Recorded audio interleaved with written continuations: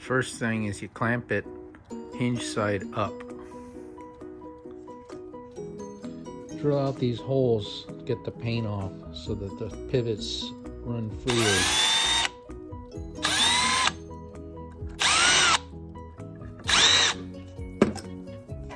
And you check with the pivot just to make sure it's free, because some of these are kind of sticky and gummy, the paint.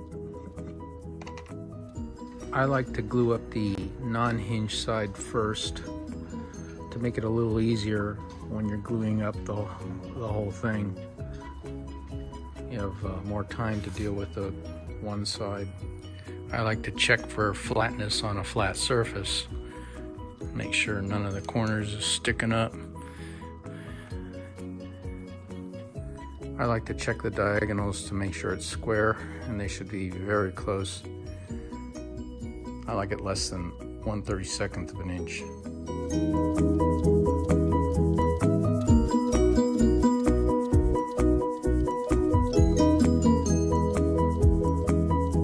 I'm about to just test the fit of this thing, and I start by inserting one side first, and it's at an angle, and then one at a time you insert these pins. As you gently press down on the right side, then you trap the ones that you had in before.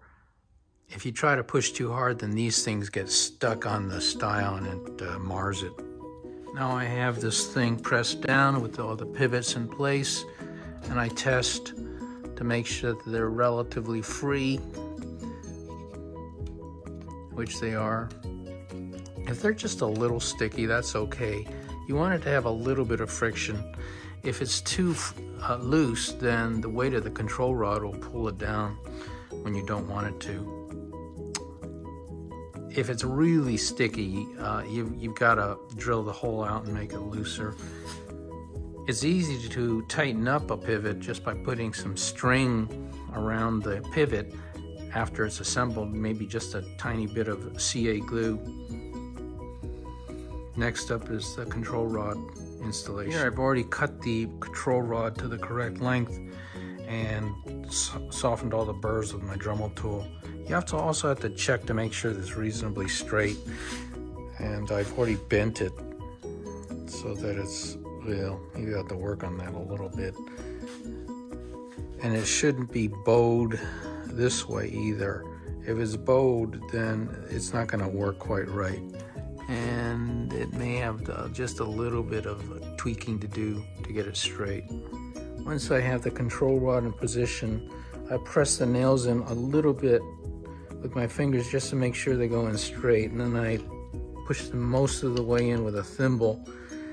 And you really have to pay attention to this, because if that nail goes off one way or the other, it surfaces or gets close to the painted edge, and if that happens, it can bulge out or even split. And having done that many times, I know it's almost impossible to repair it, so you can't see that. So you just have to be careful. And once you've done that, you can use a little hammer to tap it in the rest of the way, and do it slowly to give the wood some time to relax. Even though these shutter slats have been pre-drilled, it doesn't mean the nail's going to go right where you drilled it. It's not a guarantee.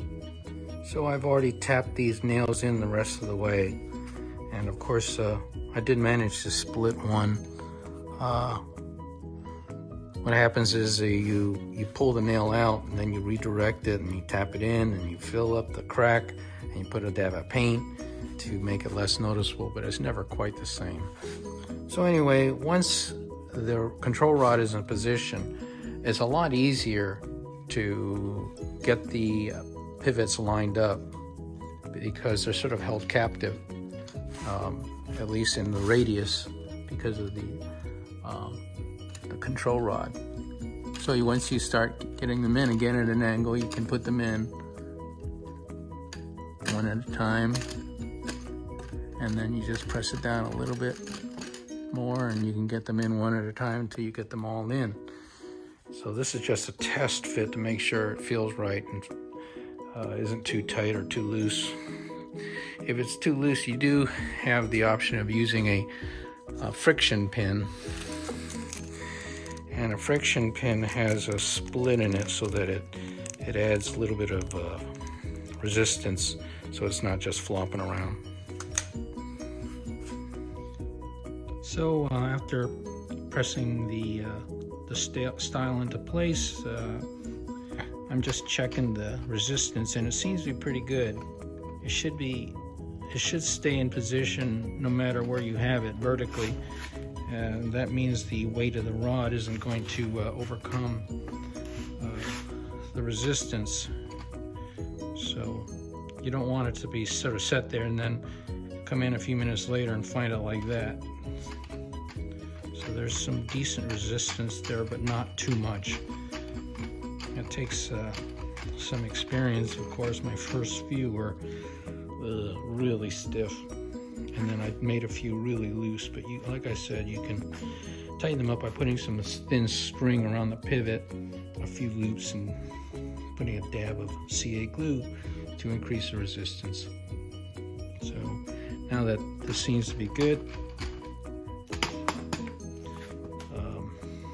it's looking good, I'll glue the hinge side rail style on. There were a couple of things I wanted to point out.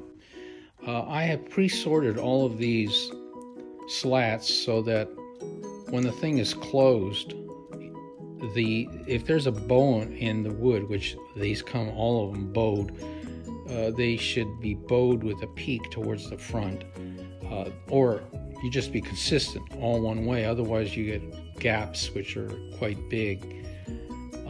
The other thing is I put the dowels in here in the style first, so that when I put glue on to the rail, you just smear it all the way across here. It's hard to tell exactly where you're supposed to put it on the style because you painted it and you can't see exactly where it's supposed to go. The other thing is I should have scraped the paint off of this. I'm too lazy to do it. That definitely affects adhesion of the glue. I put masking tape to protect the edge of the rail so that the glue has better adhesion. And I think that's all I need to say about it until I get this style glued in. Okay, it's all glued up now. I didn't need to clamp it because between the glue and the tight dowels, the pieces held together very well. I've measured the diagonals. They're very, very close, and also you check for flatness. Maybe just a little bit of twist in there.